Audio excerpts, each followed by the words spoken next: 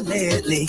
All I want is a lady who could come and try to pay me, but all in my dream she tempted me to come there. She went on top of she daily, like she want a baby, yeah. But all I see is beer man in the place. I wanna know what's going on, yeah. I wanna know what's going on inside of here when I see beer man in the place. I just want to follow it, why they not all right? SPG. Voice of the Man Bongo Prime representing for Activated Mornings on WEFM 99.9. Ah.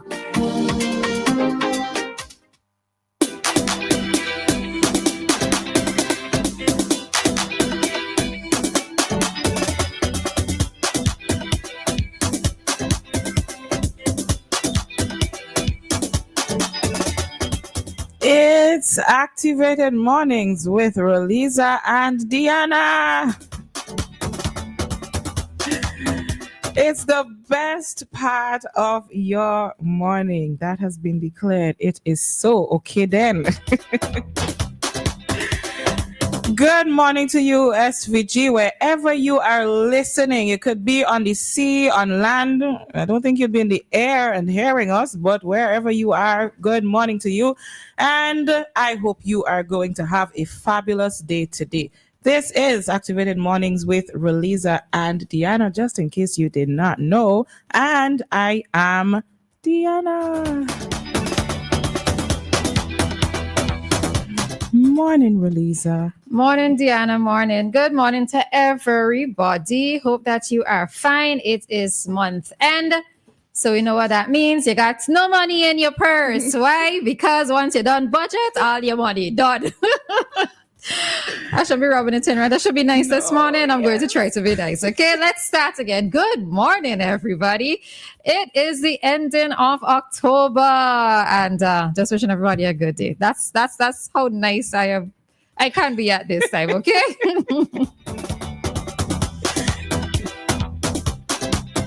It's like she's saying, that's all the nice I got for the morning. Yeah. Because, I mean, you know, some people look forward to month end. Yes, you're going to be able to pay your bills, going to buy some food. But for many persons, you'd already have a lot of money left over after that, you know. So I am sorry to rub it in, but we deal with reality or what? We deal with reality. So, yes. Okay. Morning. Good morning, Asman, and good morning to Mrs. Joseph on the live. We gotta forget about our money problems and we gotta just move on to something else, you know, find somewhere to deal with that, especially if you really are that person who, you know, month end could be a really depressing time for you. You will eventually have to find a way to deal with it because you don't want those feelings to take you over every time. It might sound like I'm saying, girl, what are you saying? That's not that easy to do. But eventually you're going to have to just not give it the same reaction every single time, especially if you already know what to expect and you're walking yourself up over it after a while. You just go, you know what? It is what it is. And when that time is coming and you know that time is coming, find something to do at that time that will probably help to take your mind off the financial situation a little bit. You will know what will help you. I mean, as well as too, I mean, if you find yourself in a position where month after month, year after year, you're not happy with your current financial position, it's for you to find ways to improve on it, right? As I always say, and I had a conversation with a friend recently that many persons complain, let's say, about the job that they have, the salary that they're receiving. But I also recognize that many persons also have a skill. They also have a trade. And I do have to ask, okay, so yes, you may not be paid a lot by your current employer. But is it a case where you actually do have some time on your hand that you can engage in a skill, engage in a trade that can bring in some extra funds? Because I'm going to tell you, depending on where you work in, one job alone is not going to cut it. It's not going to bring any money that you want. And if you have a skill or you have something that can help to bring in some income, try to explore that, right? So, I mean, as much as we would like for our 8 to 4 job or our 8-hour job to be able to take care of all of our expenses, the reality is it's not possible. All right. many times it's not possible, especially if you have plans and you have goals for your life that you don't want to have to wait until you reach the 40 something, 50 something to be able to accomplish. Yeah. So, yeah.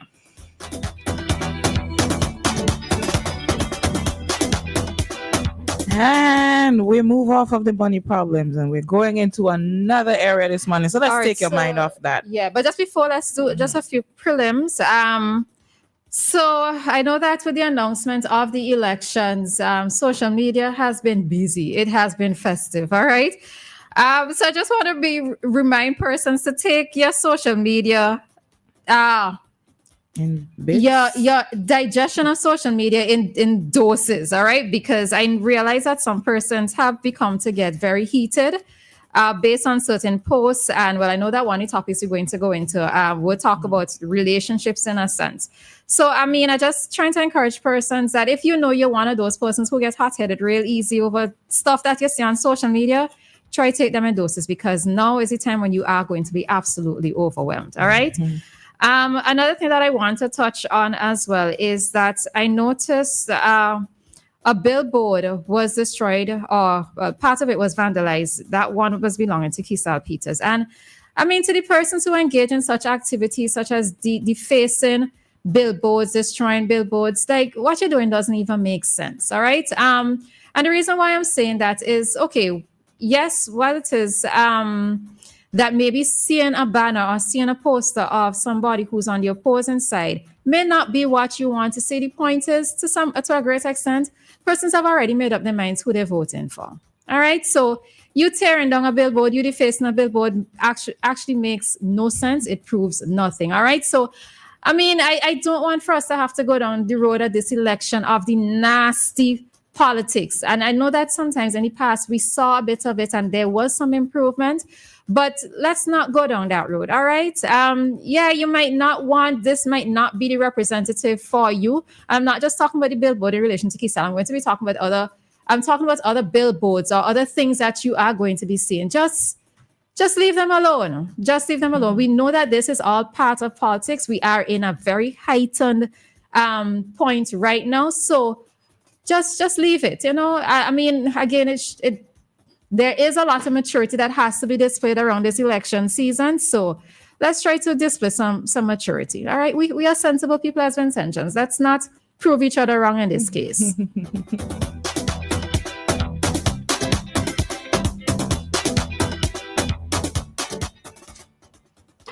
Yesterday, I mentioned two bodies were found. I just want to give you an update. If you heard the news this morning, then you would have heard that the bodies have been identified as two 20-something-year-old male and female. Of course, we don't know how they died. Investigations are ongoing.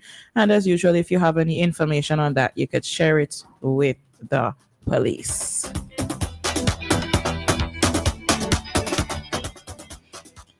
And I want to ask you a question about relationships this morning. So I want you to think about your friendship that you're in, your best friend, your acquaintance, your mommy, your daddy, your boyfriend, your girlfriend, your husband, your wife, and maybe your children, for those of you who have adult children, right? Think about that relationship. And I want to know if that relationship that you're in, if it breaks up because of politics, 'tis the season. If that relationship breaks up over politics, would you rekindle or would you make up after the election is finished? So you're heated now, you fall out because of opposing views, opposing parties. Maybe you had a nasty cuss out. Some of those things happen. Relationship done because of politics. Then everybody goes to the poll November 27th, they vote. We go back to something after the elections, and maybe the other person approaches you and say, hey, now that is over, let's put that all behind us and make up and go on and go back to what we had before. Would you do it? Are you going to make up back after, or, you know? Roleza, imagine I fall out with you one day we hear and you say green and I say purple and we vex and I say, that's it, boy, we thought it Roleza, no friendship no more. After November 27th, I come back to you and say, let's make up. Well, I mean, all right. So as I said, I am seeing a lot of memes, etc., on social media. Like one I just read, somebody was they wanted to get their car sprayed. And the person asked them, so it sounds like it's the owner of the business, asked them, your NDP or ULP? And the person said whichever party they want. They said, find another garage. Find another garage, right? And I found it amusing. But I am going to be laughing at these things because I am hoping that persons are not serious. All right. But what it is, I recognize is that some persons take these things very seriously, right? I don't think politics should affect your business as a small business owner in particular, because you have to recognize that money is going to come from different people. Once you are a professional in what you do, you have to accept all funds, right? All legit funds. All right. So it shouldn't affect. So in terms of relationships, it should not affect a business relationship, because at the end of the day, you have bills to pay. You have and it's not even just about paying bills. It's about your professionalism on a whole, because it shouldn't, parties and politics should not come into play there, right? Yeah. When it comes to friendships, we have friends who have declared their hand. We know where it is they stand. And I always say I am not going to be doing back and forth with persons who I already recognize as being diehard supporters of whichever party. I am going to make my point, you make your point, and we go about with business. Because if I know that you are a staunch NDP supporter, and I have said something that might be against the NDP or might be against the ULP, I know that your position is not going to change. So what is the purpose of me doing the back and forth with you? All right. So when it comes to business, friendships, in platonic relationships, that is how I would approach that. When it comes to romantic relationships, right? I remember in the last elections, there was somebody I was dating at the time. And I remember Saturday afternoon, boy, he just got me so vexed. Just got me so vexed with what it was that he was saying. And I said, you see this?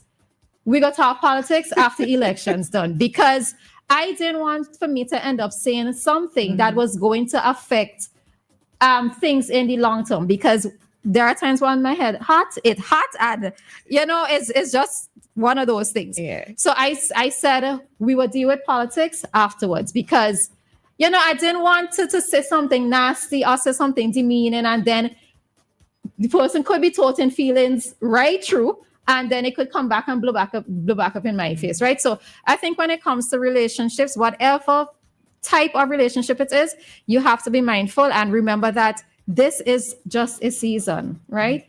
We are going to have to live with each other after the election. So you have to know how to approach things. So would you say that politics is something that you should discuss when you first start dating? Maybe your political views. I think you can discuss it when you start dating, because for me, I want to see how persons think, right? I don't want to know that just because you're a supporter of a party, that everything that they say you are going to be in agreement with. If that is how you think, me and you have a problem, right?